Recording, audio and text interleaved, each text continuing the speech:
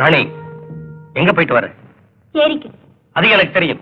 எதுக்காக அங்க போனேன்? அண்ணா, கேட்ட கேள்விக்கு பதில்.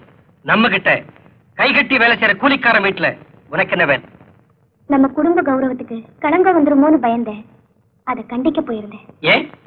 அது என்னால செய்ய முடியாதுன்னு நினைச்சிட்டியா? அண்ணா,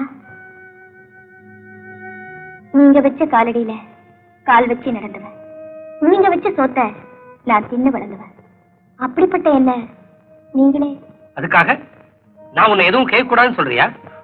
பசுமாடு முட்டா கண்ணுக்குட்டி எங்கன்னா போகும்.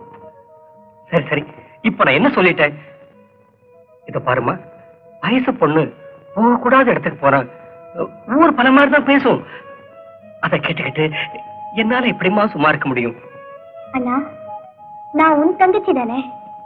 இடம் மாறினாலும் நிறம் மாறாதவன். எனக்கு தெரியாத என் தங்கச்சியை பத்தி இந்த திருவிழா முடிஞ்ச உடனே உனக்கு கல்யாணத்துக்கு ஏற்பாடு பண்ணிருக்கேன். உனக்கு சம்மதம் தானே? போண்ணா.